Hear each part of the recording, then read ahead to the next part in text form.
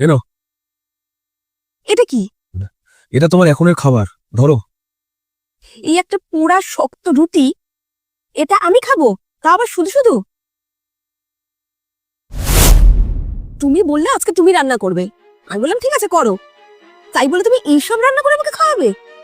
তুমি যদি রান্না না পারতে আমাকে বলে দিতে যে তুমি রান্না পারো না, আমি করে নিতাম। তা বললে হবে না, আজকে তোমাকে এই পোড়া রুটিটাই খেতে হবে। এই পোড়া রুটি তো খাওয়া অনেক দূরের কথা, এসব খাওয়ার দিকে না আমি তাকাইও পর্যন্ত না। Have you lost your mind?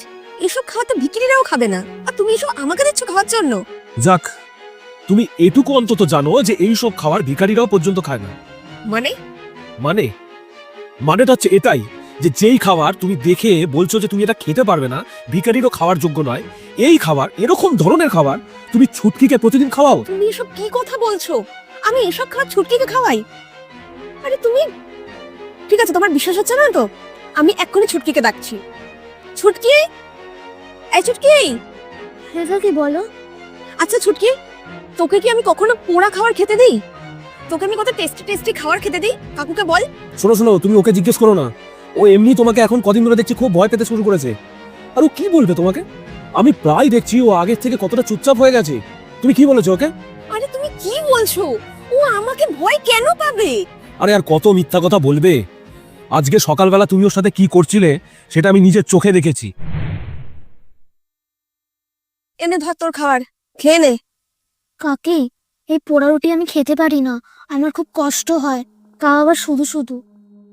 আচ্ছা, তুই কি কোথাকার মহারানী নাকি যে তোকে আমি 5 স্টার হোটেল থেকে খাবার এনে দেবো? চুপচাপ যেটা দিয়েছি সেটা খেয়ে নে, কোনো আওয়াজ করবি না। নেহাত তোর কাকু বাড়িতে রয়েছে বলে, না হলে না তোকে কোন দিন আমি এখান থেকে অন্য কোথাও পাঠিয়ে দিতাম। আরেকটা কথা শোন, এইসব ব্যাপারে কাকুকে যদি কোনোদিন কিছু বলেছিস, তাহলে কিন্তু রাস্তায় নিয়ে গিয়ে আমি তোকে ভিক্ষা করাবো, এই কথাটা আমি বলে দিলাম। চুপচাপ খেয়ে নে। আরে তুমি বিশ্বাস করো, তখন আমার মাথাটা একটু গরম ছিল, তাই আমি ওরকম ব্যবহার করেছি, না হলে আমি ওর সাথে এরকম ব্যবহার করি না। কি রে বল না। তোমার লজ্জা করে না?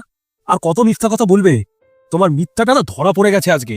আরে তুমি তো জানো যে আমি ওকে কতটা ভালোবাসি। দাদা বৌদির মৃত্যুর পর ওকে রেখে গেছে আমার কাছে, যাতে আমি ওকে ভালো মতো রাখতে পারি। আর তুমি ওর সাথে এরকম ব্যবহার করছো, তাও তাও এরকম একটা বাচ্চার সাথে। তা নাহলে আমি কি করব?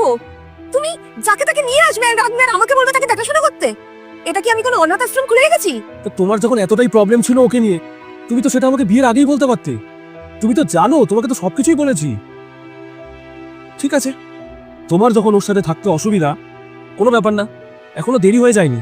তুমি থাকো এই বাড়িতে, আমি ওকে নিয়ে অন্য জায়গায় চলে যাচ্ছি।